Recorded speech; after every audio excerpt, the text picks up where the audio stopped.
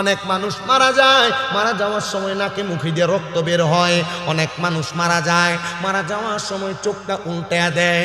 এইটা আমার আল্লাহ তাআলার নেয়ামতওয়ালা মরণ না। ইয়া রাসূলুল্লাহ, নেয়ামতওয়ালা মরণ কোনটা? আমার নবী শিখিয়ে দেয়, নেয়ামতওয়ালা মরণ হলো সেইটা, একটা ইমানদার যখন মারা যাইব, আমার আল্লাহ তাআলার ফেরেশতা হযরতে আজরাইল আলাইহিস সালাতু ওয়াস সালাম ইমানদার বান্দার সামনে চাই বাড়াইব, কিন্তু ইমানদারের রূহ নিতে পারবে না। কয় বাড়াইবো? কিন্তু রূহ নিতে পারবে না। ইমানদার হওয়ার দরকার। কেন দরকার? দেখেন, প্রস্রাব পায়খানা করে দিলে এটা কি বালা মরণ? নাকে মুখ দিয়ে রক্ত বাড়লে বালা মরণ? চোখ উল্টে দিলে বালা মরণ? জিহ্বায় কামড় দিয়ে মারা গেলে এটা বালা মরণ? তো ইমানদারের কাছে যে আজরাইল আসবে, ইমানদার কি জিহ্বায় কামড় দিত না? চোখ উল্টাইতো না? নাকে মুখে দিয়ে রক্ত বাইর হইতো না? না। কেন? শোনা, আল্লাহর হাবিব বলেন, দুনিয়ার মুসলমান ইমানদার বান্দাটার সামনে আমার আল্লাহ তাআলা আজরাইল আলাইহিস সালাতু ওয়াস সালাম মালাকুল মাউতকে পাঠানোর আগে দুইটা ফেরেশতা পাঠিয়ে দিবেন নীল চোখওয়ালা, যাদেরকে দেখলে ইমানদার বান্দা বড় খুশি হয়ে যাবে। ফেরেশতা দেখছি না জীবনে, কিন্তু তখন দেখতে খুশি হমু কেমনে আর চিনমুই কেমনে? তখন আমার আল্লাহ তাআলা এই চোখের মধ্যে ইমানের পাওয়ারওয়ালা যে চশমা কিটা লাগাই দিবে, ইমানের পাওয়ার দিয়ে দিব আর কি, চশমা না। ঘরে আবার কইছে যে চশমা দিব, এই দলিল দাও, এই দলিল করতে দিব আমি, ইমানের পাওয়ার দিয়ে দিব আর কি। তখন ইমানের পাওয়ার দিয়ে দেখবে। আমার মুসলমান ইমানদার এবার বান্দার সামনে দুইটা ফেরেশতা যখন আগমন করবে, মালাকুল মাউত আজরাইল আলাইহিস সালাতু ওয়াস সালাম বান্দাটার সামনে আইসা এক নম্বরে বান্দার বুকের মধ্যে থাবা দিয়া ধরবে। ওই বান্দার বুকের মধ্যে থাবাটা দেওয়ার আগে নীল চোখওয়ালা দুইটা ফেরেশতা আজরাইলের সামনে বাধা দিব। ওমা, যে ফেরেশতা রূহ কবজ করে, এই ফেরেশতারে বাধা দিব, রূহটা কবজ করতে দেবে না। আজরাইল ডাক দিয়ে বলবে, রে ফেরেশতার দল, তোমরা কেন বাধা দিলা? বান্দার হায়াত শেষ হয়ে গেছে, বান্দার তওবা নামক গাছ থেকে পাতা ঝরে পড়ে গেছে, এখন বান্দার রূহ কবজ করার সময়। আর ফেরেশতারা ডাক দিয়া বলবে, রে আজরাইল, ইমানদার বান্দা বুক দিয়া রূহ কবজ করা যাবে না, কারণ ইমানদারের বুকে আল্লাহ নবীর ভালোবাসা আছে।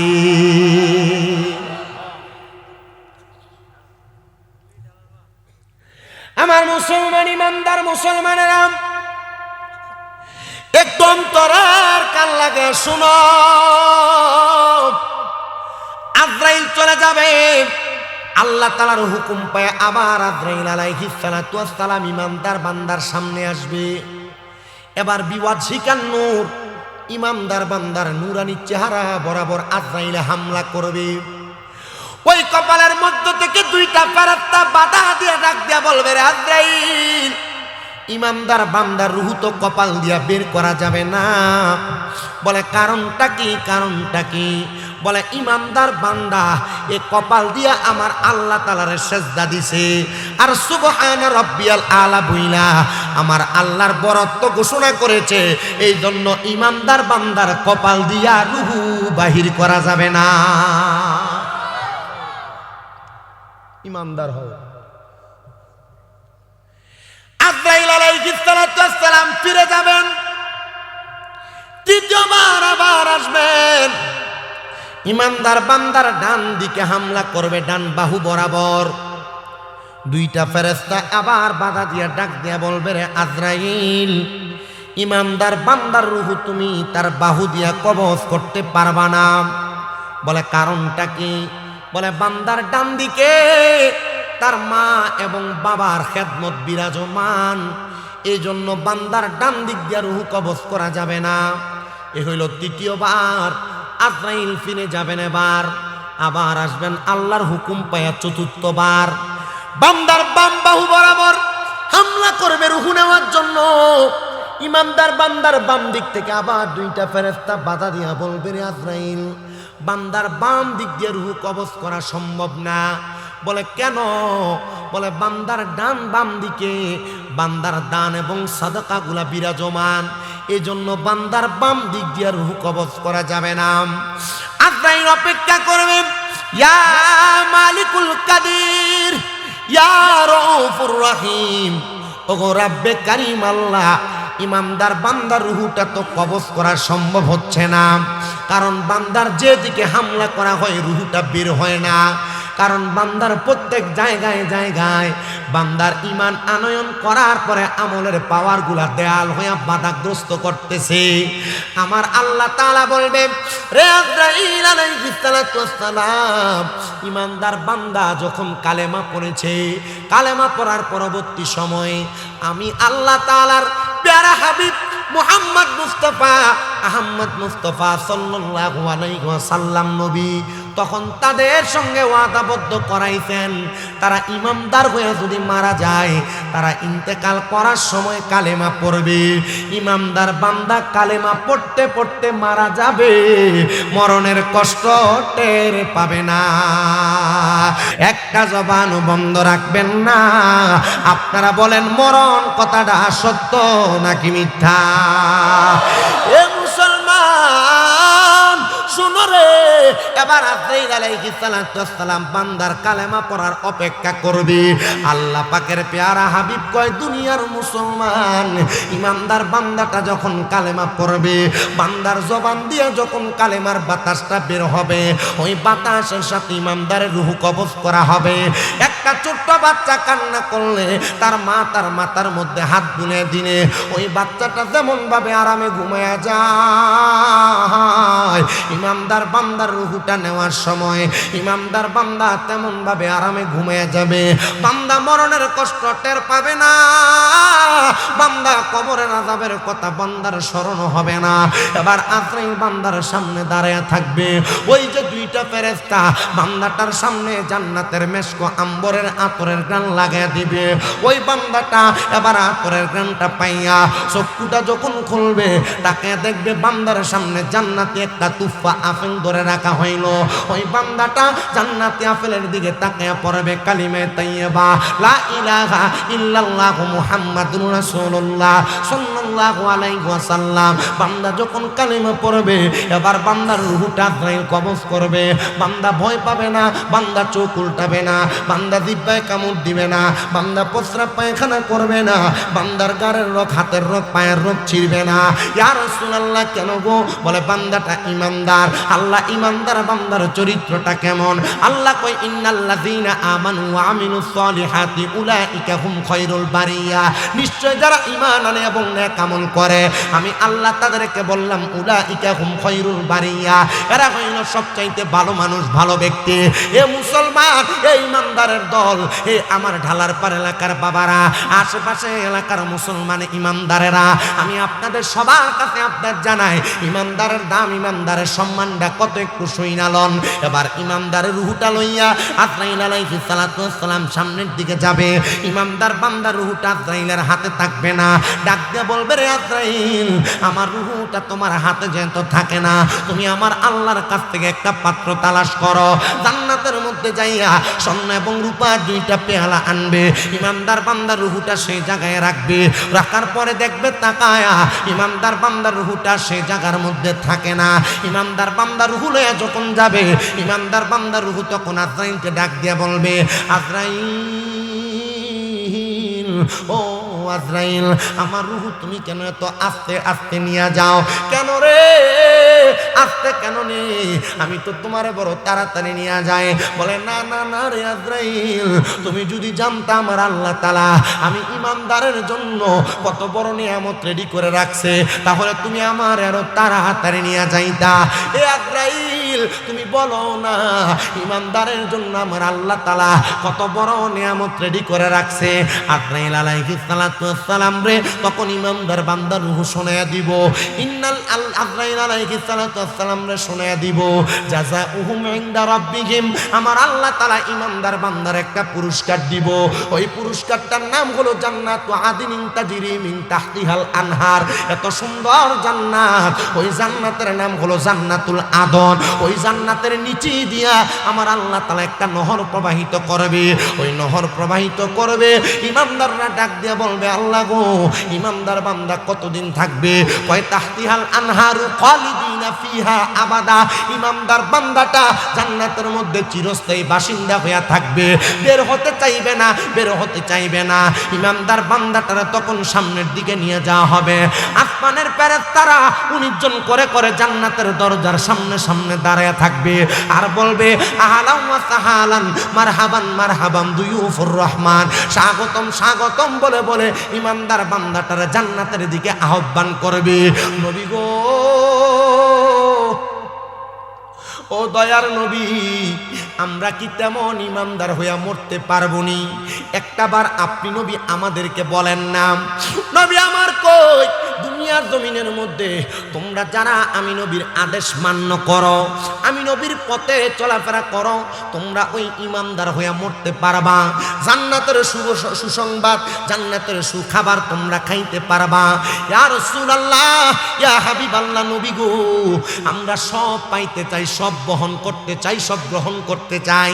তাহলে আপনি বলেন না, এমন জান্নাতের সুখবর পাওয়ার জন্য আমাদেরকে কোন কোন রাস্তায় যাওয়া লাগবে? আমার নবী জান্নাতের রাস্তা দেখায় দেয়, বলে যেই পথে আবু বকর সিদ্দিক গিয়েছে, যেই পথে হযরত ওমর ইবনে খাত্তাব গিয়েছে, যেই পথে হযরতে ওসমান জিন্নুরাইন গিয়েছে, যেই পথে হযরতে আলী ইবনে আবি তালিব গিয়েছে, যেই পথে নবীর সাহাবায়ে কারাম গিয়েছে, তোমরা সেই পথকে মান্য করো, সেই পথ মোতাবেক তোমরা চলাফেরা করো। ও নবী গো, আমরা তো তাদেরকে মানি কিন্তু তারা দেখি নাই, তাহলে আমরা কোন পথে যাইব? বলে তোমরা আউলিয়া কেরামের পথ এবং মতকে অনুসরণ করো। ইয়া রাসূলুল্লাহ, আমরা তাদেরকে অনুসরণ করি, কিন্তু আমরা কি পীর ওলি হইতে পারবো না? মাদ্রাসার ছাত্র ছাড়া, তালেবুল ইলম ছাড়া সাধারণ পাবলিক যারা আছে, এখান থেকে 100%-এর মধ্যে 20% কোরআন পড়নেওয়ালা পাওয়া যাবে। সহি শুদ্ধভাবে আল্লাহ তাআলার কোরআনটা ঠিক মতো পড়তে পারে না।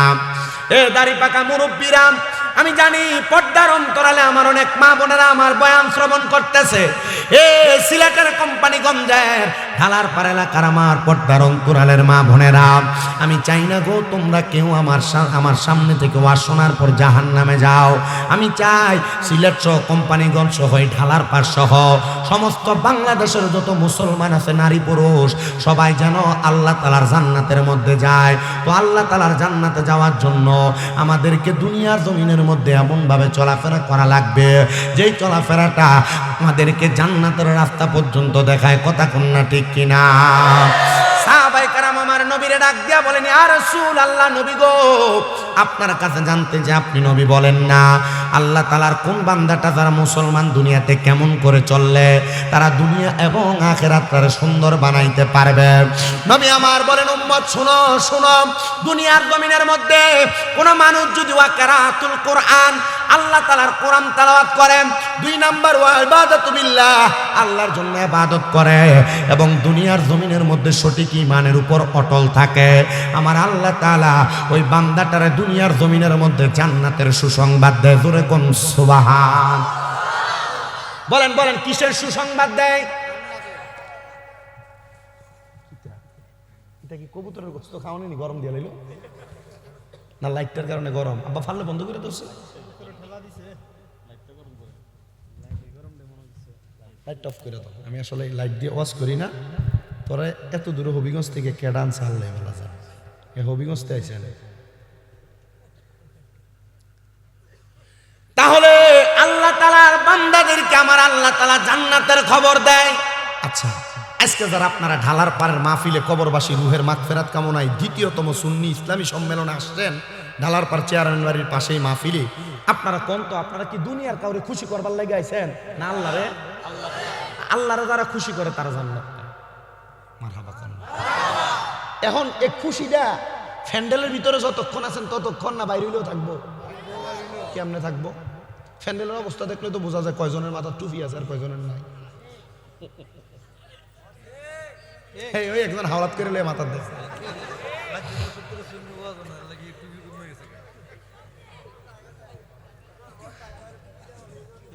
রাহো হাইতাছি এই ওয়াজের ভিতরে, আমি তো বুঝছি তুমি কোন মনের মাঝিটা। মনে করছে যে মন ভালো না হলে টুপি দিলে কি ভালো বইব, আর টুপিটা থাকলেও তো খোদার ভয়টা থাকবো না। এর কথা আবার একটা ঠিক আছে, আমরা এলাকার বহুত বেড়া আইতাছে মাথার টুপি লাগাইয়া পাঞ্জাবিটা ফইরা মসজিদ থেকে বাইরে সুদের টিহাটা গনে। আমরা এলাকার এমন বহুত মানুষ আছে সুদকুটিরে ধরে নিয়ে মসজিদের সভাপতি বানায়। এলাকায় এমন অনেক মানুষ আছে সুদকুটিরে ধরে নিয়ে এলাকার সর্দার মাতাব্বর বানায়। আর এটি কেমন নির্লজ্জ, সুদ খাইয়া ঘুষ খাইয়া কেমনে সর্দারি করতে যাও আসেনি, সাক্ষী দিয়ে দিছে, ইজ্জত মেরে দিছে। আপনারা কোন সুদখোর ঘুষখোর আছে না নাই? কম না বেশি? শুধু বেশি না। ওয়াজ ডাইজকে মনে হয় আমার খুতবাটা শেষ হতো না ভাই সাহেব, এন থেকে ওয়াজ করতে হবে বুঝছি আজকে, তাইলে এই জায়গার ভিতরে আপনার কি অসুবিধা হইব? আসুননি ইনশাল্লাহ। আগামী বছর মাহফিল হবে। এই বেটা কইতাছে যে কয়েক বছর ধরে সুন্নি মাহফিল হইতাছে না, তো এর লেগে টুপি চারবি তারা কোন রকম চলেছে। আর আগামী বছর মাহফিলের লেগে প্যান্ডেল মাইক সব পাই লইছি। আজগর ভাই না এটা আলকাস ভাই পুরাটাই দিয়ে লেছে আগামী বছর মার হাবা কয় না তো বেটাই। নেশা না করে স্টেজে না উঠলে এদের গলা দিয়ে সুর হয়ে আসে না। আমি আপনাদের সবার কাছে করজোড়ে আবদার করে কইয়া যাই, মুসলমান যদি মুসলমানের মুসলমানিত্ব আপনি বজায় রাখতে চান, এমন বাউল নামের ফাউলদের থেকে দূরে থাকার দরকার আছে না নাই? এরা আবার দেখবেন স্টেজে আইসা ডাক দেয়, কই সিলেটের কোম্পানিগঞ্জের শরীয়তের মোল্লারা, তোমরা যে আমরারে কও আমরা নাজায়েজ গান করি, আসো দলিল দিয়া যায়। এবার আলহামদুলিল্লাহ সূরা পড়তে 40 বার ভুল করবে, এবার হুজুররা চ্যালেঞ্জ করে। কথা কন না শুনলে আর সাধারণ পাবলিক মনে করে দেখছো, হ্যাঁ বেটার ভিতরে মাল না থাকলে বেটা হুজুরের ডাক দে। কথা কন না শুনলে এ বাউল গানের আসর যেগুলা সাজায় এগুলা আরেক জাতের সিটা। খবর নিয়ে দেখবেন এরা নিজেরাই কয় আমরা আল্লাহর ওলির প্রেমিক, আউলিয়া কেরামের প্রেমিক। খোদার কসম, আউলিয়া কেরামরা নামাজ ছাড়া ওলি হইছে না, আউলিয়া কেরামরা রোজা ছাড়া ওলি হইছে না। চিস্তিয়া তরিকা তো নাকি? চিস্তিয়া তরিকা না? আমি তো এটা টুপি দেখলো বুঝি। এখানে আপনাদের পার্শ্ববর্তী অনেক দরবারে মুরিদ আছেন আমি জানি। এরা আই ভাগলা দিতে সব গরম শুনি আপনার এলাকার ভিতরে মারহাবা কর, কিন্তু এরার ভিতরে বেডিয়ে দিয়া গান বাজনা নাই। কথা কন না ঠিক কিনা? বেডিয়ে দিয়া যারা গান বাজনা করে এরা কি আসলে মুসলমান না ভণ্ড? এদের সাথে সুন্নিদের কোনো সম্পর্ক নাই। আসেন আমি আমার আলোচনার ধারাবাহিকতার মধ্যে চলে যাই। আমার আল্লাহ তাআলা কুরআনুল কারীমের মধ্যে ঘোষণা করেছেন, লা ইয়াস্তাউই আসহাবুন নারি ওয়া আসহাবুল জান্নাহ, আসহাবুল জান্নাতি হুমুল ফাইজুন। আল্লাহ কয় বান্দা শুনো শুনো, যারা জান্নাতি আর যারা দুজকি তারা একরকম নয়। আল্লাহ কেন একরকম নয়? আমার আল্লাহ বলে আসহাবুল জান্নাতি হুমুল ফাইজুন, যারা জান্নাতি তারা হলো সফল কাম। এবার আপনারা বলেন আমরা সবাই জান্নাতি হতে চাই কি চাই না? এবার আপনারা বলেন যারা জান্নাতি তারা নামাজ পড়ে কি পড়ে না? যারা জান্নাতি যারা রোজা রাখে কি রাখে না? যারা জান্নাতি তারা হজ যাকাতের প্রতি সাপোর্ট করে কি করে না? যারা জান্নাতি তারা পর্দা করে কি করে না?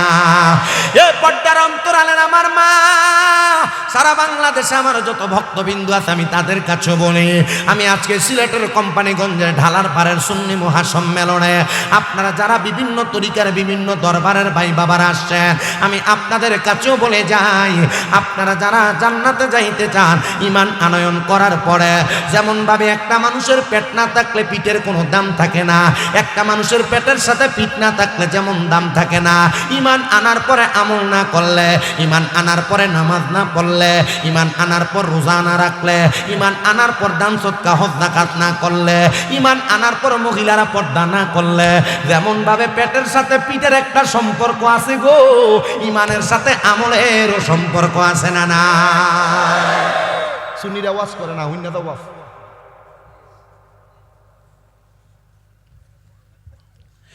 আমার সুন্নি মুসলমান ইমামদারেরা তো বলে হুজুর নামাজ যে পড়ব, রোজা আদে রাখবো, হজ করব, যাকাত দিব, দান সদকা করব, আল্লাহ তাআলা আমারে কি দিব? আমরা তো মুসলমান না, কিছু না দিলে আমরা তুলার ফুজো বই না, আমরা লাভের ভাগর। কথা কন না খান। একটু কষ্ট করে বসবেন, আমাকে অল্প কিছুক্ষণ সময় দিবেন। আপনারা দেখছেন আমি চাঁদপুরে যখন আসছি আমি ওয়াজ একটু কম করি, কিন্তু আমার ওয়াজের একটা ধারাবাহিকতা আছে, শেষ পর্যন্ত বুঝাই দিয়া আমার ওয়াজটা আমি শেষ করি, ঠিক আছে না? তা আপনারা যদি ওয়াজটা শেষ পর্যন্ত না বুঝেন, আমার মনে হয় এই ওয়াজ দিয়ে কোনো লাভ হবে না, এত লাখ টাকা খরচ করে মাহফিল করলেও কোনো লাভ হবে না। তবে এতটুকু ব্যবস্থা করে দিয়ে যাইতে পারবো, আগামী বছর মাহফিলটার ভিতরে এমন কিছু মানুষকে আমি জোগাড় করে দিয়ে যাইতে পারবো, যারা আগামী বছর মাহফিলে তাবার উঠতে লেগে কয়েক বস্তা চাউল, কয়েকটা কেজি করে গোস্ত দিয়ে লেবো, এটা ইনশাল্লাহ আমি চেষ্টা করবো। এখন না, ওয়াজ আগে করে লই, ঠিক আছে তো? আমরা মুসলমান জাতি, আমরা বিনা পূজায়, বিনা টাকায়, বিনা লাভে তুলার বুঝো বই না। তো আমরা যে নামাজ পড়ি, আমরা যে রোজা রাখি, আমরা যে হজ করি, আমরা যে যাকাত দেই, দান সদকা করি, আমাদের লাভটা কি? এই লাভটা শিখিয়ে দিচ্ছেন আমার নবী। নবীজির প্রখ্যাত হাদিস বিশারদ হযরত আবু সাঈদ খুদরি রাদিয়াল্লাহু তাআলা আনহু আমার নবীকে প্রশ্ন করি, ইয়া রাসূলুল্লাহ, ও মায়ার নবী, আপনি বলেন না আপনার উম্মতের মধ্যে যারা মুসলমান ইমানদার, যারা আমল করে, তাদেরকে আমার আল্লাহ তাআলা এটার কারণে কেমন জান্নাত প্রদান করবে আর কেমন নিয়ামত প্রদান করবে? নবী আমার বলে, হে আবু সাঈদ খুদরি, শুনো। আমার দয়াল নবী রাহমাতুল লিল আলামিন নবী জবাব দেয়, আমার আল্লাহ তাআলা তাদেরকে জান্নাতের পুরস্কার তো দিবেন অনেক পরে। আমার আল্লাহ তাআলা তাদেরকে জান্নাতের পুরস্কার দেওয়ার আগে আমার আল্লাহ দুনিয়া থেকে পুরস্কার দিতে দিতে তাদেরকে কবরে নিয়ে যাবে। জবান খুলে জোরে জোরে বলেন আল্লাহু আকবার। নামাজীদেরকে, রোজাদারদেরকে, হজ যাকাত দান সদকা করনেওয়ালাদেরকে আজকে যারা তোমরা ঢালার পারের জান্নাতের বাগান সাজাইলে ইসলামী সুন্নি যুব সংগঠনের যুবকরা, আর আপনারা যারা টাকা পয়সা দিয়ে মাহফিলটার মধ্যে সহযোগিতা করেছেন, আপনাদেরকে আমার আল্লাহ তাআলা শুধু মরার পরে জান্নাত দিবেন এটা না, দেখবেন আপনার এলাকার অনেক মানুষ মারা যায়, মারা যাওয়ার সময় জিহ্বায় কামড় দিয়ে মরে, পায়খানা প্রস্রাব করতে করতে মারা যায়, অনেক মানুষ মারা যায়, মারা যাওয়ার সময় নাকে মুখে দিয়ে রক্ত বের হয়, অনেক মানুষ মারা যায়, মারা যাওয়ার সময় চোখটা উল্টে দেয়। এইটা আমার আল্লাহ তাআলার নিয়ামত ওয়ালা মরণ না। ইয়া রাসূলুল্লাহ, নিয়ামত ওয়ালা মরণ কোনটা? আমার নবী শিখিয়ে দেয়, নিয়ামত ওয়ালা মরণ হলো সেইটা, একটা ইমানদার যখন মারা যাইব, আমার আল্লাহ তাআলার ফেরেশতা হযরতে আজরাইল আলাইহিস সালাতু ওয়াস সালাম ইমানদার বান্দার সামনে চাই দাঁড়াইব, কিন্তু ইমানদারের রূহ নিতে পারবে না। কয় বাড়াইব? কিন্তু রূহ নিতে পারবে না। ইমানদার হওয়ার দরকার। কেন দরকার? দেখেন, প্রস্রাব পায়খানা করে দিলে এটা কি বালা মরণ? নাকে মুখ দিয়ে রক্ত বাড়িলে বালা মরণ? চোখ উল্টে দিলে বালা মরণ? জিহ্বায় কামড় দিয়ে মারা গেলে এটা বালা মরণ? তো ইমানদারের কাছে যে আজরাইল আসবে, ইমানদার কি জিহ্বায় কামড় দিত না? চোখ উল্টাইতো না? নাকে মুখে দিয়ে রক্ত বাইর হইতো না? না। কেন? শোনা, আল্লাহর হাবিব বলেন, দুনিয়ার মুসলমান ইমানদার বান্দাটার সামনে আমার আল্লাহ তাআলা আজরাইল আলাইহিস সালাতু ওয়াস সালাম মালাকুল মাউতকে পাঠানোর আগে দুইটা ফেরেশতা পাঠিয়ে দিবে নীল চোখওয়ালা, যাদেরকে দেখলে ইমানদার বান্দা বড় খুশি হয়ে যাবে। ফেরেশতা দেখছি না জীবনে, কিন্তু তখন দেখতে খুশি হমু কেমনে আর চিনমুই কেমনে? তখন আমার আল্লাহ তাআলা এই চোখের মধ্যে ইমানের পাওয়ারওয়ালা যে চশমাটিটা লাগাই দিবে, ইমানের পাওয়ার দিয়ে দিব আর কি, চশমা না। ঘরে আবার কইছে যে চশমা দিব, এই দলিল দাও, এই দলিল করতে দিব আমি, ইমানের পাওয়ার দিয়ে দিব আর কি, তখন ইমানের পাওয়ার দিয়ে দেখবে। আমার মুসলমান ইমানদার, এবার বান্দার সামনে দুইটা ফেরেশতা যখন আগমন করবে, মালাকুল মাউত আজরাইল আলাইহিস সালাতু ওয়াস সালাম বান্দাটার সামনে আইসা এক নম্বরে বান্দার বুকের মধ্যে থাবা দিয়া ধরবে। ওই বান্দার বুকের মধ্যে থাবাটা দেওয়ার আগে নীল চোখওয়ালা দুইটা ফেরেশতা আজরাইলের সামনে বাধা দিব। ওমা, যে ফেরেশতা রূহ কবজ করে, এই ফেরেশতারে বাধা দিব, রূহটা কবজ করতে দেবে না। আজরাইল ডাক দিয়ে বলবে, রে ফেরেশতার দল, তোমরা কেন বাধা দিলা? বান্দার হায়াত শেষ হয়ে গেছে, বান্দার তওবা নামক গাছ থেকে পাতা ঝরে পড়ে গেছে, এখন বান্দার রূহ কবজ করার সময়। আর ফেরেশতারা ডাক দিয়া বলবে, রে আজরাইল, ইমানদার বান্দা বুক দিয়া রূহ কবজ করা যাবে না, কারণ ইমানদারের বুকে আল্লাহ নবীর ভালোবাসা আছে।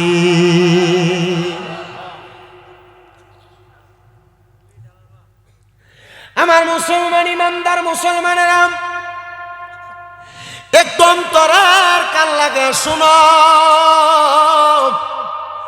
আজরাইল চলে যাবে, আল্লাহ তাআলার হুকুম পায় আবার আজরাইল আলাইহিস সালাতু ওয়াস সালাম ইমানদার বান্দার সামনে আসবে।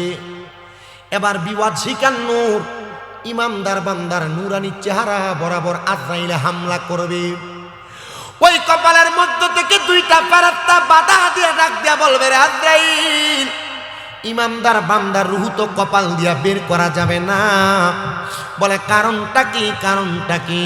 বলে ইমানদার বান্দা এ কপাল দিয়া আমার আল্লাহ তাআলার সেজদা দিছে, আর সুবহানা রাব্বিয়াল আলা বইলা আমার আল্লাহর বরত্ব ঘোষণা করেছে। এই জন্য ইমানদার বান্দার কপাল দিয়া রূহ বাহির করা যাবে না। ইমানদার হও। আজরাইল আলাইহিস সালাতু ওয়াস সালাম ফিরে যাবেন, তৃতীয়বার আবার আসবেন। ইমানদার বান্দার ডান দিকে হামলা করবে, ডান বাহু বরাবর। দুইটা ফেরেশতা আবার বাধা দিয়া ডাক দিয়া বলবে, রে আজরাইল, ইমানদার বান্দার রূহ তুমি তার বাহু দিয়া কবজ করতে পারবা না। বলে কারণটা কি? বলে বান্দার ডান দিকে তার মা এবং বাবার খেদমত বিরাজমান, এই জন্য বান্দার ডান দিক দিয়া রূহ কবজ করা যাবে না। এ হইল তৃতীয়বার। আজরাইল ফিরে যাবেন, এবার আবার আসবেন আল্লাহর হুকুম পায়া চতুর্থবার। বান্দার বাম বাহু বরাবর হামলা করবে রূহ নেওয়ার জন্য। ইমানদার বান্দার বাম দিক থেকে আবার দুইটা ফেরেশতা বাধা দিয়া বলবে, রে আজরাইল, বান্দার বাম দিক দিয়ে রূহ কবজ করা সম্ভব না। বলে কেন? বলে বান্দার ডান বাম দিকে বান্দার দান এবং সাদাকাগুলা বিরাজমান, এই জন্য বান্দার বাম দিক দিয়ে রূহ কবজ করা যাবে না। আজরাইল অপেক্ষা করবে, ইয়া মালিকুল কাদির, ইয়া রউফুর রহিম, ওগো রব্বে কারীম আল্লাহ, ইমানদার বান্দার রূহটা তো কবজ করা সম্ভব হচ্ছে না। কারণ বান্দার যেদিকে হামলা করা হয় রূহটা বের হয় না। কারণ বান্দার প্রত্যেক জায়গায় জায়গায় বান্দার ঈমান আনয়ন করার পরে আমলের পাওয়ারগুলা দেয়াল হয়ে বাধাগ্রস্ত করতেছে। আমার আল্লাহ তাআলা বলবে, রে আজরাইল আলাইহিস সালাতু ওয়াস সালাম, ঈমানদার বান্দা যখন কালেমা পড়েছে, কালেমা পড়ার পরবর্তী সময়ে আমি আল্লাহ তাআলার প্যারা হাবিব মুহাম্মদ মুস্তাফা আহমদ মুস্তাফা সাল্লাল্লাহু আলাইহি ওয়াসাল্লাম নবী তখন তাদের সঙ্গে ওয়াদাবদ্ধ করাইছেন, তারা ইমানদার হয়ে যদি মারা যায় তারা ইন্তেকাল করার সময় কালেমা পড়বে। ইমানদার বান্দা কালেমা পড়তে পড়তে মারা যাবে, মরণের কষ্ট টের পাবে না। আরে সংসার সংসার কো ওইরা ববে গো, করলি না বন্দিগি, কিভাবে কাটা হাইবা মনরে কবরের জিন্দে গিরে, হাইরে ওরে জীবন গুনাই গুনাই গে হেলো রে কন্যা, ওরে জীবন এলো রে, হাইরে ফজর গেল গো ও মেরে ঘরে রে, জোহর গেল কাজে, আসর গেল এলাই দুলাই রে, মাগরিব ঘুমের ঘরে রে, হাইরে ওরে জীবন গুনাই গুনাই এলো রে, বলো সংসার সংসার কো ওইরা করিলি না বন্দি, কিভাবে কাটা আইবা মনরে কবরের, ওরে জীবন গুনাই। আপনাদের কি কষ্ট হইতেছে নাকি? কবরের কথা স্মরণ হয় না? স্মরণ হইলে লাভ আছে না? যারা তরিকত গ্রহণ করছে এরা জানে, কি জানে, এই কবরের কথা কেউ যদি দৈনিক 20 বার স্মরণ করে, মৃত্যুর কথা 20 বার স্মরণ করে, আল্লাহ তাআলার ওই বান্দা ওই দিন মারা গেলে শহীদের মরণ পায়। আপনারা যদিও আস্তে আস্তে করে মানুষের পোলাফান্ডি আমি দেখছি মুখ বিনয় বিনয় কইতাছে, এরা যখন এভাবে বইয়া রয়েছে, আমি আরো 12-15 বছর আগে এরার মতো এমনি বইয়া বইয়া ওয়াজ শুনতাম। আলহামদুলিল্লাহ যে হুজুর আর ওয়াজ শুনছি এখন এদের লোক আমি প্রধান বক্তা হিসেবে ওয়াজ করি। মাশাআল্লাহ, জোরে কয় না তো, একটু মোহাব্বতে কোন হাই রে ওরে জীবন গুনাই গুনাই গে হেলো রে, হাই রে বাড়ির পাশে পুকুর পারে গো, বাঁধবি সুখের গো ভাইও নাই তোর বা আমদব নাই রে, কে লইবে খবর রে, হাই রে ওরে জীবন গেলো রে, হাই রে ওরে জীবন গেলো রে, হাই রে সংসারেরই মা আয় আয় পইরা রে, ডাকলি না মাওলা রে,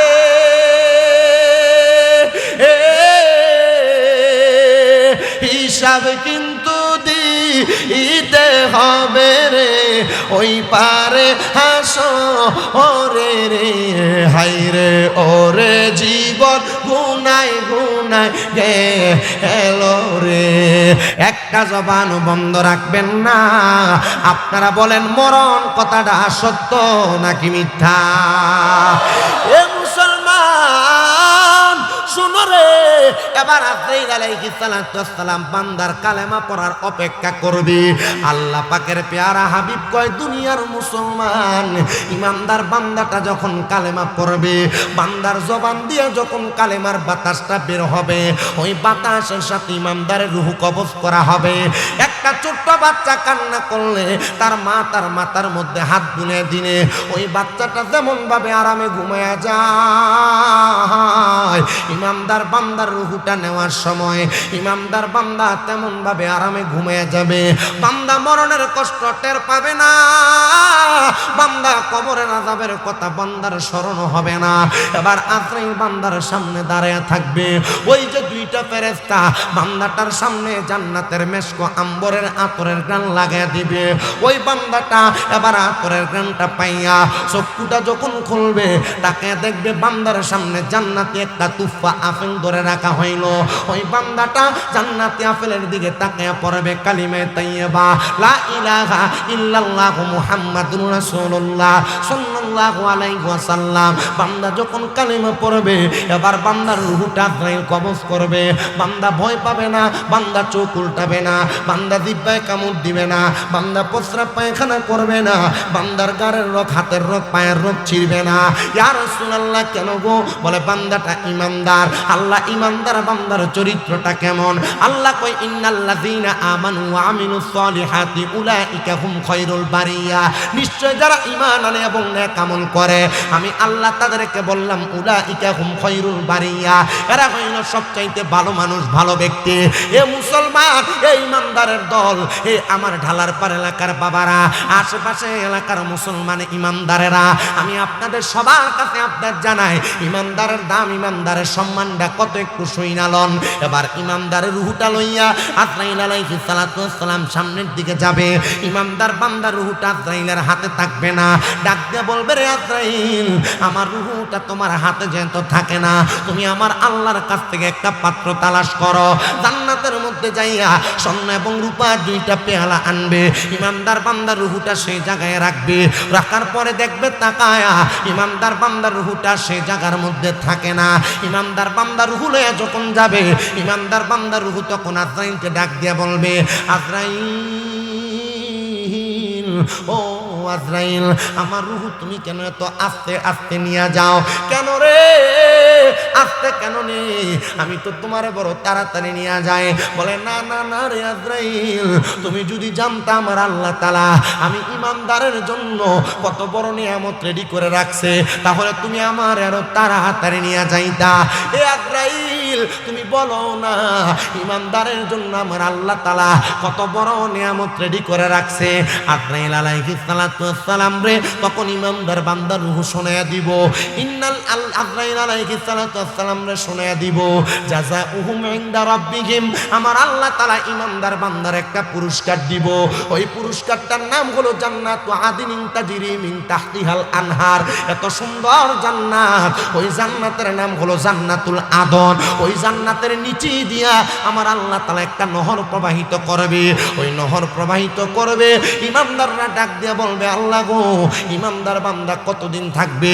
কয় তাহতিহাল আনহারু খালিদিনা ফিহা আবাদা, ইমানদার বান্দাটা জান্নাতের মধ্যে চিরস্থায়ী বাসিন্দা হয়ে থাকবে, বের হতে চাইবে না, বের হতে চাইবে না।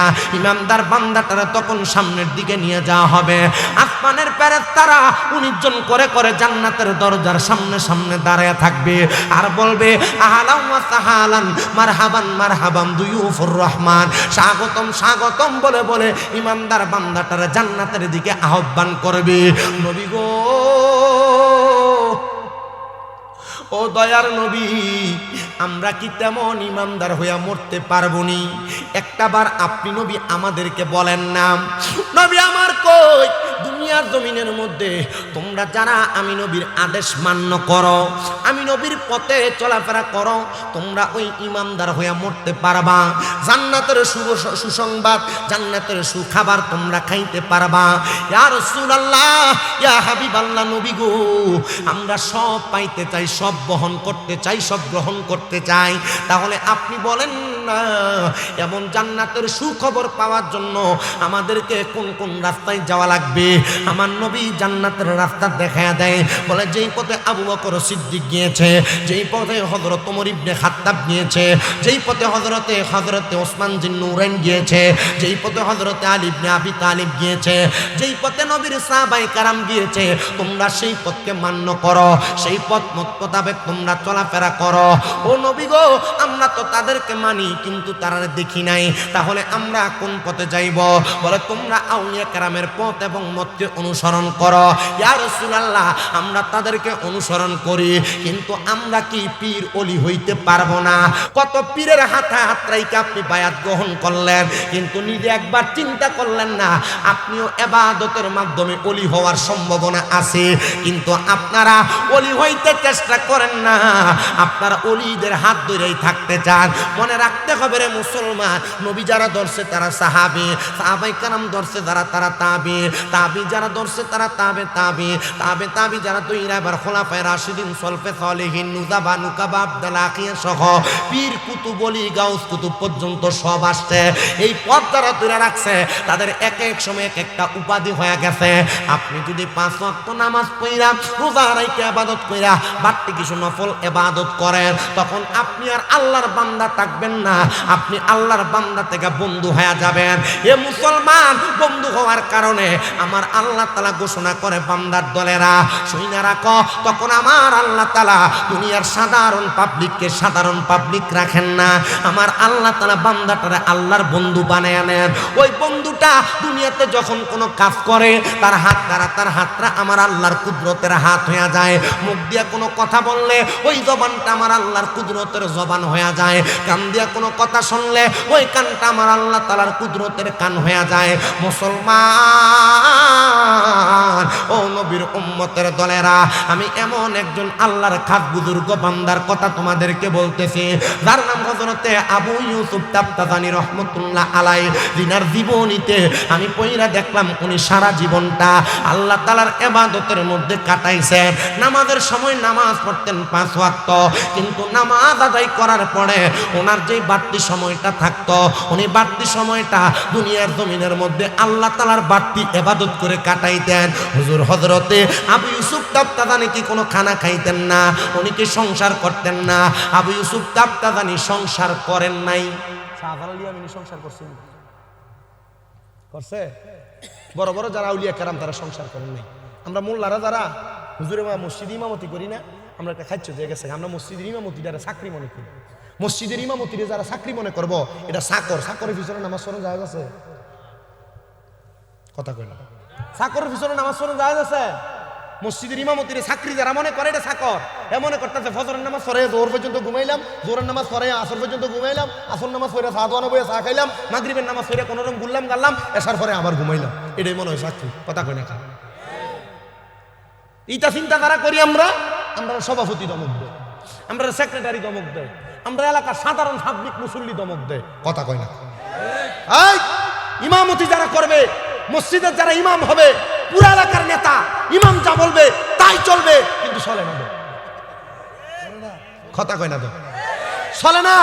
চলবো কেমনে? কারণ আমরা চিন্তা করতেছি এটা আমাদের নিজের বিবেকের সমস্যা।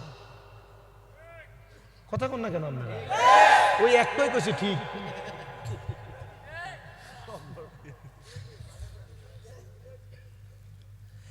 ইমামতি মানে শুধু মসজিদের ইমামই না, ইমামতি মানে শুধু একটা দায়িত্ব, আনা ইমামুল ইমান হাদরা মান ইয়াহদুরুনা। ইমামতি মানে সমাজ পরিচালনা করা, ইমামতি মানে দেশ পরিচালনা করা।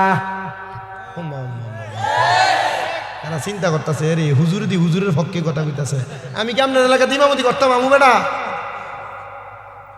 এটা আপনার হুজুরের লোক আমার কোনো সময় কথা দেখা টাকা হইছে না, হুজুর আমি আমার শিখেও দিছি না। ইমামতি মানে সমাজ পরিচালক। ইমাম যিনি হবে তিনি দেশের পরিচালক হবে, ইমাম যিনি হবে তিনি পারিবারিক নেতা হবে।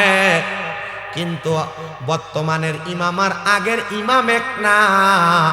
আগের ইমামরা দুনিয়া আখেরাতের আশা করতে করতে দুনিয়ার আশা ছাড়ছি। কেমনে একটা করে লাইছে, ধমক দিয়ে তো আরো আওয়াজ বাড়াই দিছে, করে লাইছে শেষ ঠান্ডা হয়ে যাবে।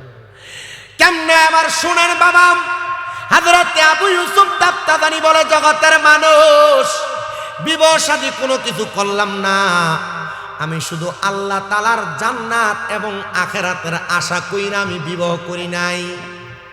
সাধন বোঝেন না? বহুত ফেসাবরা আছে না, মুরিদান লইয়া ভিডিও তুলে বইয়ে থাকে, এটা হিসাব মনে করেন আপনি? এটা ভাক্কা শয়তান, মাতে না। বহু জায়গার ভিতরে এক জাতের হিসাব আমি দেখছি, যেটা ভাই সাহেব আপনি কোন এটা কি ফিসা? এটা শয়তান। যদি তোমরা একবার চাক্ষু শয়তান দেখতেছো, এটার দিকে চাইবা। এটা মনে অনেকের কষ্ট দিতেছে মনে হয় না? এই হক্কানি পীরেরা কি বেরিয়েতে সামনে যায় বেড়া? হক্কানি পীররা কি সিগারেট খায়? আমরা পীর মানি, আমরা পীর মানি না, আমরা মুর্শিদ মানি, আমরা পীরের মুরিদ। আমরা ওই ফিরে মানি না, দেয় ফিরে বেরিয়ে বয়ে থাকে। আমরা ওই ফিরে মানি না, দেয় ফিরে মুরিদানদার থেকে টেহানে কথা সত্য, মাদ্রাসা করছে না। আর এটা না করার কারণে এই 5 আগস্টের পরে বাংলাদেশে বহুত ফকিন্নির ফোলারা মাদার গুলা ভাঙছে। কথা কন না ঠিক কিনা? এখন থেকে আজকে একটা কথা বলে দিয়ে গেলাম, যে ফিরের আন্ডারে মাদ্রাসা আছে এই ফিরের হাদিয়া দিবা, যে ফিরের কোনো মাদ্রাসা নাই এই ফিরের কোনো হাদিয়া নাই।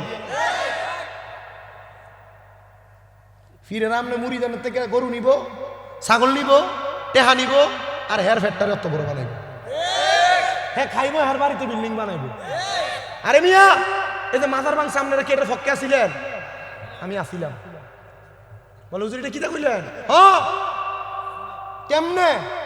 এটা কারণ হইল হিসাবরা যদি মুরিদরা টেহা নিয়া নিজের ফ্যাট আর নিজের পকেট গরম না কইরা প্রত্যেকটা মাজারের লগে এক একটা করে মাদ্রাসা বানাইতো, আর মাদ্রাসার ভিতরে যদি 500 ফুলাফান থাকতো, যে ফকিন্নির ফুলারা মাদার বানতে আইছিল 500 ফুলাফান যদি লাড়ি নিয়ে দৌড়ানি দিত, এর কোনো টয়ে পাওয়া যাইত?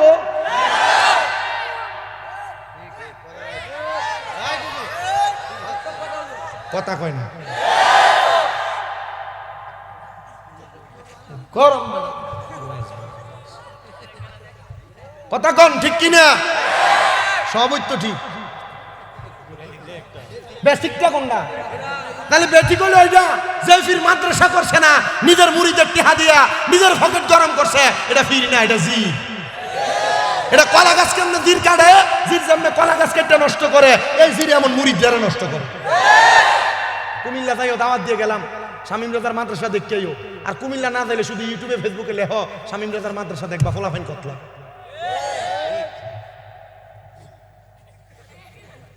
দেখছনি কই নেত্রকোনা, কই ময়মনসিংহ, কই নরসিংদী, কই ব্রাহ্মণবাড়িয়া, কই হবিগঞ্জ, কই সাতপুর, কই চট্টগ্রাম, সবখানটাই না আমার কাছে বল কিসে হুজুর ওয়াদে শুনছিলাম আপনি কইছেন জি ফুত্রে মাদ্রাসা পড়াইলে ওই ফুট জানাজার নামাজ পড়াইলে নামাজ শেষ করার আগে আল্লাহ মা বাপরে মাফ করে দেয়। হুজুর আল্লাহকে দিয়ে দিচ্ছে। এক বেটা টাক চালায় কিশোরগঞ্জ বাড়ি, ও হুজুর আপনার ওয়াজটা মাঝে মাঝে লাগে, হতাম আগে মনে করতাম আমি বন্ডই, পরে একদিন আপনার মা বাবার ওয়াজ হইন না ভাল লাগছে দেখে আমি আমার ওয়াজটা লাগাইছি, লাগাই দেখলাম এই ওয়াজ আপনি কইছেন ছেলে মেয়ে যদি মাদ্রাসায় পড়ে আলেম হয়, এই ফুটে যদি জানাজা পড়ায়, নামাজটা শেষ হওয়ার আগে আল্লাহ মা বাপরে মাফ করে দেয়। হুজুর আপনার হাতে দিয়ে গেলাম, যা করবেন আপনি। বেটার ফোলারে 3 মাসের মাথায় কোরআনুল কারীমের হেফজের সবক দিছি, বেটাই আমার হাতে ধরে ফিরে দিছে, কান্দে হুজুর এই ফোলাতে কোরআনুল কারীমের হেফজের সবক লইবে আমি তো জানি না। হুজুর আপনার কাছে দিয়ে গেলাম, আপনি রাখেন, তারা মানুষ বানিয়ে দেন, টাকা পয়সা আমার কাছে আপনি দিও, আমি দিব, আপনি মানুষ করেন, আমি টাক চালাই। মাদ্রাসা করার দরকার আছে না? সুন্নিদের মাদ্রাসা কম থাকার কারণে জনবল পাওয়ার কম। আপনি মনে করছেন এই স্বাভাবিক? জনবল কম না। বাংলাদেশে বিএনপি যারা করে এটির ভিতরে যায় দেখবেন যে বহু জায়গার ভিতরে তরিকাপন্থী আছে, কিন্তু এরা ভোট দেওয়ার সময় আর সুন্নিরা ভোট দেয় না, কথা কয় টাকা। তবে আমাদের কুমিল্লা শহরের পাশেই চাঁদপুর জেলা, চাঁদপুরে হাজীগঞ্জে ধেরেরা দরবার শরীফ আর মুরিদ না, এটা মুনাফিক। আমি এতদিন পর্যন্ত এমন একটা ভিড়ে টোয়াইছিলাম, কথা কয় না কেন, এতদিন পর্যন্ত এমন একটা পিরিয়ড হয়েছিলাম, আমি চালমাদানির কলিজার টুকরা সন্তান হযরতে বাহাদুর শাহ মুজাদ্দিদি, উনি যে ওনার মুখ দিয়ে বলছে যে পীর নির্বাচন আইলে ফিরে জিনারা দে মুরিদে, এমুত্তা মুরিদ আমার দরকার নাই, কথা কোন এটা ঠিক আছে নি ফিরটা এ না কলজলা ফির, কথা কয় না। আমি আপনাদেরকে যেটা বলতেছিলাম, ফির কোনটারে হাদিয়া দিবেন হুজুর আমনি কোন জোরে ভাই, আপনি কোন না একটু, আর আপনি না নেতা, আপনি জোরে কোন, যেটার আপনি জোরে করলে তো হেতারা মানবো, আমি আমার টানে মানতো, আমি ফুসকা বলা মানুষ, মানেননি আপনি, আপনারা মানেননি, তাহলে কোন ফিরের হাদিয়া দেওয়া যাবো? যেই ফিরের আমারে বহুত ফিসাবরা মনে মনে মনে বদ্ধ দিয়ে ধুবাইলে আপনার বাজারটারে নরমাল করে দিছে রে। আরে না, মনে 2-1 যদিও বদ্ধ দেয়, ভাই ফিসাবরা সাবধান হয়ে দেবো, তাড়াতাড়ি মাদ্রাসা করা লাগবো, নাহলে মুরিদের পকেটে টেহা বন্ধ হয়ে দেবো গা, ঠিক আছে? আরে না, লাল বাতি ধরতো না বেটা, মাদ্রাসা করে নেবো বেটা,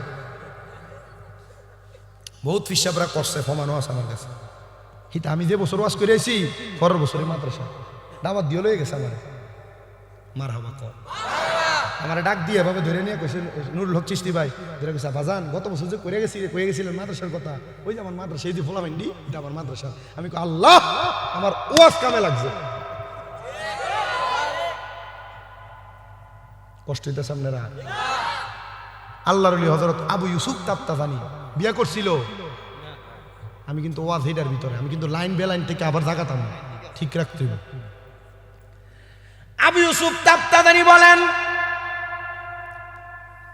আমার দুনিয়ার জমিনের মধ্যে বিবাহ শাদী আমি করি নাই, হঠাৎ করে আমি আবু ইউসুফ তাফতাজানির কাছে, আমার ঘর অন্ধকার, ঘরের মধ্যে কে জানি একজন আগমন করলো, নূরানি চেহারা, ওনার শরীরের দেহের নূরের পাওয়ারে আমি আবু ইউসুফের ভাঙ্গা ঘরটা একবারে আলোকিত হয়ে গেছে।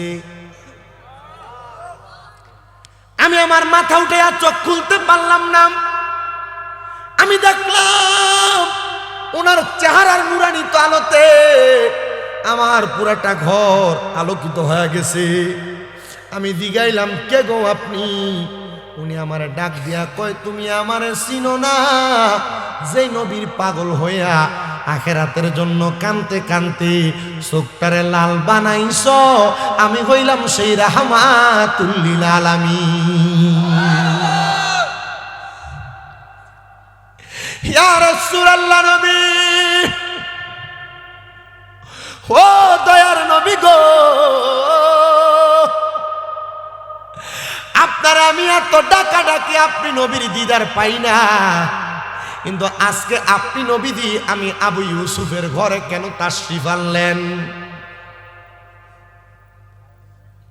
হক্কানি পীর মাশায়েখ যারা ধরছেন, আপনি যদি পীর মাশায়েখদের কাছে যে হাত রাখার কারণে আপনার পীর আপনার মুরাকাবা মুশাহাদা শিখিয়ে দেয়, চোখ বন্ধ করার কারণে আপনি দেখবেন এই চোখ বন্ধের মাঝখানে আপনি রাসূলের পাকের দিদার পাবেন। এই মুরাকাবা মুশাহাদার মাধ্যমে আপনি মক্কা মদিনার চোখ বন্ধ করলে দেখবেন, আপনি একটু চোখটা বন্ধ করে দেখেন চাইন্দার আইন্দার দেখা যায়, মক্কা মদিনার দেখা যায় না, আছে না? আমি আপনাদেরকে বলছি বাবা, একমাত্র বায়াতে রাসূল মুরিদ হওয়ার পরে আমল ঠিক মতো না করার কারণে, দরবারের ওজিফাগুলা পালন না করার কারণে আপনারা এখনো পর্যন্ত রাসূলে পাকের দিদার পান না, এখনো পর্যন্ত ঘুমের ঘরে স্বপ্নে মক্কা মদিনা দেখেন না। আবু ইউসুফ তাফতাজানি বলে, আমি আমার রাসূলকে বললাম, ইয়া রাসূলুল্লাহ, আপনি নবী কেন আমার হুজরাতে আগমন করলেন? নবী আমার ডাক দিয়া কই, ইউসুফ, আমি নবী তোমার ঘরে এই কারণে আগমন করেছি, তুমি ইউসুফ দুনিয়ার জমিনে থাইকা এখনো পর্যন্ত বিবাহ করো নাই, কারণটা বলো। ইউসুফ কয়, ইয়া রাসূলুল্লাহ, অন্য কোনো কারণ না, আমি বিবাহ করলে যদি ইবাদত করতে, আখিরাতের রাস্তাটা পরিষ্কার করতে যদি আমার যদি কষ্ট হয়ে যায়, তাহলে আমি বিবাহ বন্ধনে কেন আবদ্ধ হব? আবু ইউসুফ তাফতাজানি ডাক দিয়া কয়, আমি এই কথা বলার সাথে সাথে রাহমাতুল লিল আলামিন নবীজি আমার ঘর থেকে চলে গেলেন। আমি আবার এলাকাতে যখন চলাফেরা করি, মানুষকে আমি শুধু আখিরাতের কথা স্মরণ করে দেই, আমি মানুষকে কবরের কথা, হাসরের কথা, মিজানের কথা, ফুলসিরাতের কথা স্মরণ করে দেই। কিন্তু এক জাতের মানুষ ছিল যারা আমারে দেখে দেখে বলতো, আবু ইউসুফ, বিয়া করা তো ফরজ ইবাদত, তুমি তো ফরজ ইবাদতই করো না, তাহলে তুমি কেন মানুষদেরকে আখিরাতের দাওয়াত দাও? আবু ইউসুফ ডাক দিয়া কয়, এই এলাকার মানুষ, সে যেই কথা বলে তোমরা কি সে কথা বলো? বলে হ্যাঁ, সে যেই কথা বলে আমরা সেই কথা বলি। বলে শোনো শোনো শোনো, তাহলে তোমরা যদি আমার কথার জবাব চাও, আমার কর্মের জবাব চাও, আগামীকালকে আসরের নামাজের পরে তোমরা সবাই আমি আবু ইউসুফ তাফতাজানির বাড়িতে যাইবা। দাওয়াত দিছে, সবাই আর ব্যাঙ্গাইতেছে, তুমি যে সবাই আখিরাতের দাওয়াত দাও, আখিরাতের রাস্তা ক্লিয়ার করার জন্য, তো তুমি নিজে তো বিয়েই করো না, তো বিয়ে করো না কেন? বিয়ে তো ফরজ ইবাদত, এটা তো তোমার আখিরাতে আরো সহজ করে দিব। আবু ইউসুফ কয়, কি লেগে বিয়ে করি না? যাইস কালকে আসরের সময় তোর আমি ফমান দিয়ে দেব। সব দেখে দলে দলে আবু ইউসুফ যদি আজকে ফমান দিতে পারে, তাইলে আমরা তারে মানবো, নচেত আমরা তারে মানতাম না।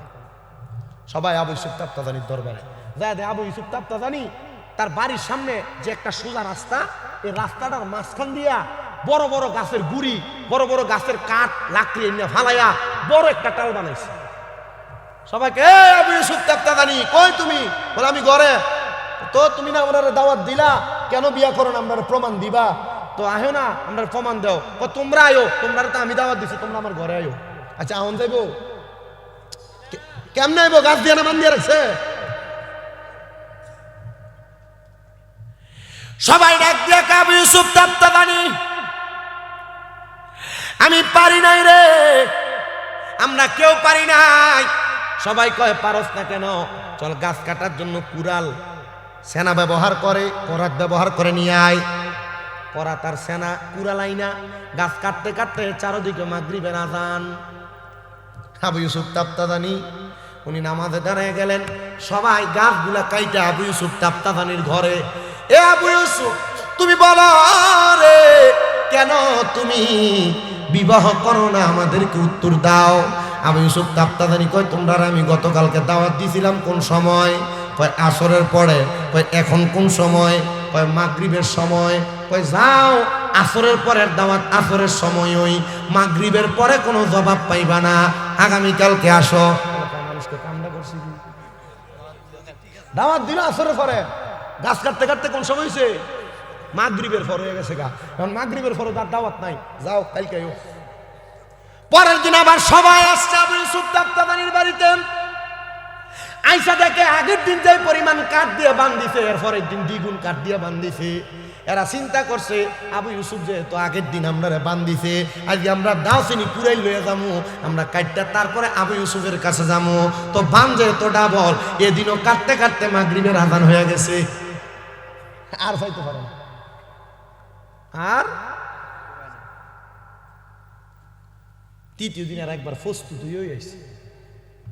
তৃতীয় দিন প্রস্তুতি আছে, সবাই লোক আজকে যদি একটু বেশি করে দেয় সবাই মিলে কাটতে নামো। আর আবু ইউসুফের লোক আমরা তার লোক আমরা সমাধান না করে তারপরে আমর কি।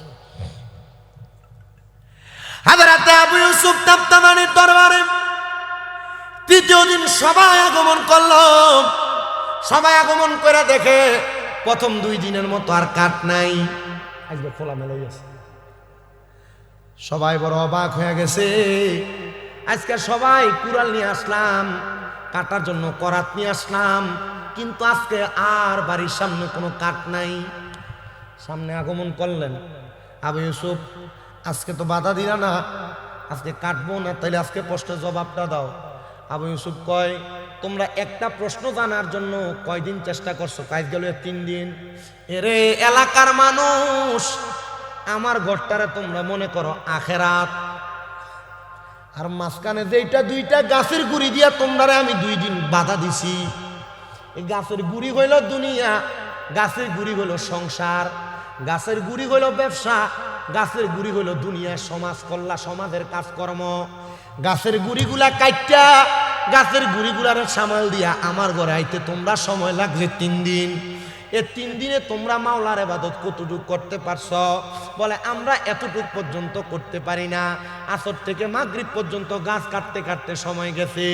আবু ইউসুফ তাফতাদানি কয়, আমি আবু ইউসুফের জন্য বিয়া করি না, বিয়া করতে করতে করার পরে আমার সাংসারিক জীবনে সময় চলে যাবে, আমি কখন মাওলারে তালাশ করব, আখিরাতের রাস্তা পরিষ্কার করব। এই জন্য আমি আবু ইউসুফ বিবাহ না কইরা আমি আল্লাহ তাআলার ইবাদতে কাটিয়ে দেই, যেন আমার আল্লাহ তাআলা আমি আবু ইউসুফ রে না বলে রে আবু ইউসুফ সংসার করতে যাইয়া আমি মাওলার একটু কম ডাকছ, আমার নবীর দুরূদ একটু কম পড়ছ, আমি মাওলার ইবাদত একটু কম করছ, এই জন্য আমি আবু ইউসুফ তাফতাদানি বিয়া করি না। এটা না আমি আল্লাহর ওলি। আর লম্বা ভাঙ্গে বিয়া টুপি ফাগরি দেখলে ওলি মাইন না লনাম না। ওলি নবীর সাহাবাই কারামের বিরোধিতা করে, ওলি ফিসা জুতা দিয়ে বাইরে বেড়া আল্লাহর হাবিবের সাহাবাই কারামকে নিয়ে মন্তব্য করে। আমার বিচার দিছে ফলা, আমি আমার ফর আমি অবাক হয়ে যাই মাঝে মাঝে শুনলে। আমাদের আহলে সুন্নাত ওয়াল জামাতের প্রখ্যাত উলামায়ে কেরাম নবীর সাহাবায়ে কেরামের ব্যাপারে কোনো মন্তব্য করে নাই, আর নবীর সাহাবায়ে কেরামকে নিয়ে মন্তব্য করে। হিসাব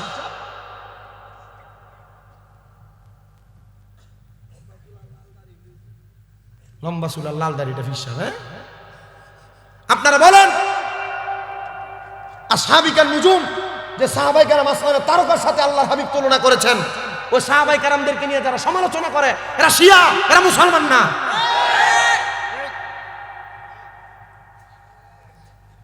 আমার কাছে 2-3 জন বিচার দিছে, হুজুর আজকে যেখানে মাহফিলে যাচ্ছেন হুজুর বুঝা শুনা যান। কেন? হুজুর এই এলাকার ভিতরে যে কোনো কয়েকজন লোক এমন এক ফিসাবকে অনুসরণ করে যে ফিসাব নবীর সাহাবায়ে কেরামকে নিয়ে সমালোচনা করে। পাগল হয়েছেন? আহলে সুন্নাত ওয়াল জামাত এমন কিছু সাহাবায়ে কেরামের ব্যাপারে মন্তব্য করতে, ভালো কথা কইতে না করছেন, খারাপ কথা কইতে না করছেন, ওনাদের ব্যাপারে চুপ থাকতে বলছেন। চুপ থাকতে আপনি আহলে সুন্নাত ওয়াল জামাতের বড় বড় আকাবেরদেরকে মানেন না, আপনি কি হিসাব নিয়ে?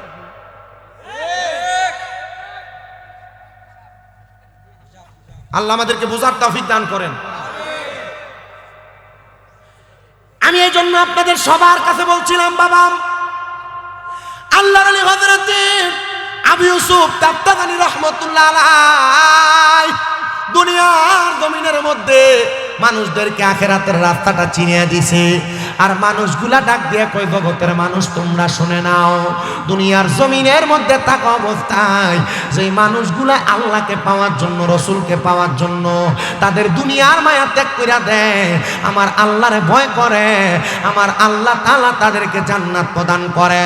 ইয়া রাসূলুল্লাহ নবী আপনি বলেন না গো কাদেরকে আমার আল্লাহ তাআলা সে জান্নাত প্রদান করে দেয়? নবী আমার কয় রাদিয়াল্লাহু আনহুম ওয়া রাদু আন, যাদের প্রতি আমার আল্লাহ খুশি এবং যারা আমার আল্লাহর প্রতি খুশি তাদেরকে আমার আল্লাহ তাআলা সে জান্নাত প্রদান করে দেয়। ও নবী তারা কারা? আমার নবী কয় যালিকা লিমান খাশিয়া রাব্বা, যারা আমার আল্লাহকে সবচাইতে বেশি ভয় করে। এই আমার ডালার পাড়ের বাবা, এই ডালার পাড়ের যুব সমাজ, এই ডালার পাড়ের সুন্নি জনতা, আমি আপনাদের সবার কাছে একটা হাদিসে মুবারাকা শোনাই দিয়া যায়। আপনারা যদি আল্লাহকে খুশি করতে চান, নামাজ রোজা হজ যাকাত দান সদকার পাশাপাশি আল্লাহর নবী জানায়া দেয় রাদার রাব্বি ফি রিদাল ওয়ালিদাইন, আম্মা আব্বারে খুশি করো, আম্মা আব্বারে সন্তুষ্ট করো না দুনিয়ার মানুষ, তাহলে তোমরা আল্লাহ তাআলার জান্নাতের সুসংবাদ পাওয়া যাইবা। নবী গো কেন কেন কেন? বলে সাখাতুর রব্বি ফি সাখাতিল ওয়ালিদাইন, আম্মা আব্বারে অসন্তুষ্ট করলে আমার আল্লাহ অসন্তুষ্ট হয়ে যায়। আমি জানি না রে এই সিলেটের কোম্পানিগঞ্জের ঢালার পাড়ের মাহফিলে কোন সন্তান তোমরার মারে ভাত দাও না, কোন সন্তান তোমরার বাবারে ধমক দাও 100 টাকা 50 টাকা চা খাওয়ার জন্য আব্বা কুইজা কুইজা তোমার কাছ থেকে নেওয়া লাগে। এ সন্তান তোমার আব্বা তোমার আম্মা বড় কষ্ট করে তোমারে মানুষের মতো মানুষ বানাইছে, কিন্তু তুমি সন্তান তোমার মারে ভাত দাও না, মারে ধমক দাও, বাপরে খানা দাও না, বাপরে ধমক দাও। দে সন্তান তোর পাও আমার সামনে দে, আমি আমার জিহ্বা দিয়া তোর পা পরিষ্কার করে দিলে আমার গুনাহ হবে না। কারণ একটা, কারণ আমি শামীম রাজার ওয়াজ শুনবা আর মা বাপরে বাপ দিবা না, মা বাপরে ধমক দিবা।